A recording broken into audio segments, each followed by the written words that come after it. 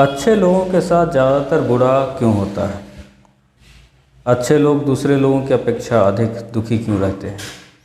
जय श्री राम भाइयों और बहनों, आशा करता हूँ आप लोग अच्छे होंगे, स्वस्थ होंगे, सुखी होंगे।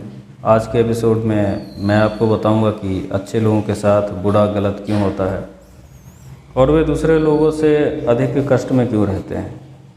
यह प्रश्न मुझसे मेरे एक जानने वाले ने करी थी, पर मैंने इस बात को उस समय टाल दिया था क्योंकि मुझे लग रहा था कि यह प्रश्न गलत है, क्योंकि अच्छे इंसान के साथ बुरा क्यों होने लगा। अच्छा इंसान मतलब जो पाप कर्म नहीं करता है, अपने सुख स्वार्थ के लिए दूसरों को तकलीफ़ नहीं देता है, ऐसे कर्म नहीं करता है जिससे उसकी अंतरात्मा उसे धिक्कारे, जो अपने माता पिता, पत्नी, संतान के प्रति जिम्मेदार होता है। ऐसे व्यक्ति को कष्ट क्यों होगा, और होगा भी तो अपने से कमतर चरित्र वाले व्यक्तियों से उन्हें अधिक कष्ट क्यों होने लगा। और यही कारण था कि मुझे यह प्रश्न गलत लग रहा था और मैं उसके प्रश्न को टालता जाता था। पर वह मुझसे बार बार यही पूछता था कि आपने मेरे सवाल का जवाब नहीं दिया और यह जानना मेरे लिए ज़रूरी है। और जब कोई आपसे बार बार सवाल करेगा तो आपको जवाब देना ही पड़ेगा। मैंने उससे कहा कि तुम कैसे कह सकते हो कि अच्छे लोगों के साथ हमेशा गलत होता है, वे कष्ट में, दुख में रहते हैं। फिर उसने मुझसे 3 घटनाएं सुनाई, बिल्कुल सत्य घटनाएं। इससे मेरा माथा ठनका। यह वास्तव में सत्य है कि अच्छे लोगों के साथ गलत होता है और उनका साथ गलत होने की संभावना दूसरे लोगों की अपेक्षा अधिक बनी रहती है। आप भी इस चीज़ को अच्छे से समझिए। वास्तव में अच्छे लोगों में या फिर उन अच्छे लोगों में जिनको नुकसान होता है, उनमें अच्छे गुण के साथ साथ एक दोष रहता है, एक फॉल्ट रहता है। इस अवगुण को आप अच्छी तरह से समझिए।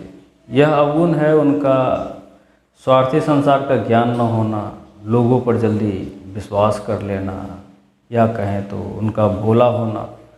इससे होता है कि छोटे मोटे पैसे वगैरह का नुकसान तो उन्हें होता ही रहता है, और यह छोटी बात है।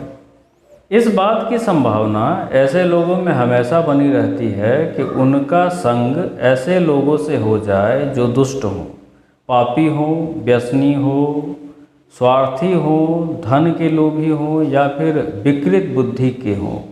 यहाँ विकृत बुद्धि का अर्थ पागल नहीं है, यहाँ इसका अर्थ है ऐसे लोग जिनमें ज्ञान नहीं है, अपने अज्ञान को ही जो ज्ञान समझते हैं। वे भारतीय भी विकृत बुद्धि के हैं जो पश्चिमी सभ्यता को कॉपी करते हैं, वैसा जीवन जीने की कोशिश करते हैं। अच्छे लोगों का संग बुरे लोगों से कैसे हो जाता है, इसे आप समझिए। जैसे ऐसे अच्छे मनुष्य अपने बेटी, जो कि उन्हीं की तरह होती है, सुशील होती है, संस्कारी होती है, भोली होती है, उसके लिए रिश्ता खोजने जाएं तो हो सकता है कि उनका रिश्ता कोई जाने अनजाने ऐसे गलत स्वार्थी परिवार में करा दे। जैसे ऐसे अच्छे लोग अपने बेटे, जो कि वास्तव में अपने पिता की ही तरह होता है, उसका विवाह ऐसे परिवार में करा दें जो दुष्ट हों, पापी हों, विकृत बुद्धि के लोग हों। अगर ऐसा हो जाता है, जो कि ज़्यादातर परिस्थितियों में हो जाता है, क्योंकि यह संसार ऐसे लोगों से ही भरा पड़ा है, तो ऐसे में वे दुष्ट, विकृत, स्वार्थी लोग इस परिवार से जुड़ जाते हैं और विभिन्न तरीक़ों से इन्हें दुख देना चालू कर देते हैं। इनके घर में कलह क्लेश करते हैं, स्वार्थ पूर्ति करते हैं, क्योंकि आपको जिस इंसान के पास जो होगा वह आपको वही देगा। अच्छे लोग आपको सुख देंगे, बुरे लोग आपको दुख देंगे। सांप आपको क्या दे सकता है? सांप तो आपको जहर ही देगा, और यह वास्तविक कष्ट है।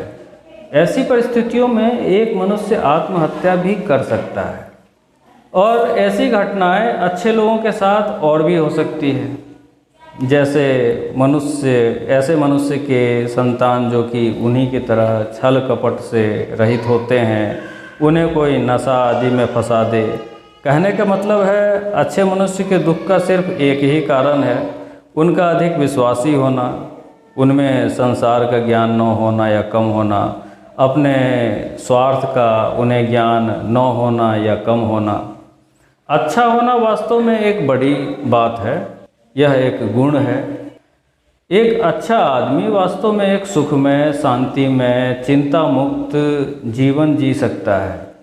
ऐसा आदमी समाज के लिए अच्छा है, देश के लिए अच्छा है, पूरे विश्व के लिए अच्छा है और मानवता के लिए अच्छा है। पर हर अच्छे मनुष्य को चाहिए कि वे संसार का ज्ञान रखें। और संसार का ज्ञान क्या है? संसार का ज्ञान यही है कि यह संसार स्वार्थी है, यहाँ सब दमड़ी के यार हैं। अपने आपके सुख दुख की चिंता यहाँ पर किसी को नहीं है।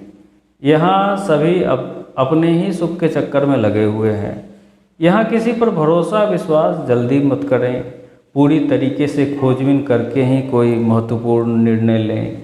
अपने संतान को भी संसार का ज्ञान दें। उन्हें बार बार समझाएं कि कौन सा मनुष्य कैसा होता है, कैसे लोगों का हमें संग करना चाहिए और कैसे लोगों को हमें हमेशा के लिए छोड़ देना चाहिए। थोड़ा समझदार बनने की ज़रूरत है। संसार में रहते हैं तो संसार का ज्ञान रखिए, अपने स्वार्थ को समझिए, फिर कोई दिक्कत नहीं है। आगे आपके लिए एक सुखमय जीवन है। आशा करता हूँ आपको आज का विषय अच्छी तरह से समझ में आ गया होगा और आप जीवन में इसका उपयोग करेंगे और लाभान्वित होंगे। आज के लिए आपसे आज्ञा लेता हूँ। जय श्री राम।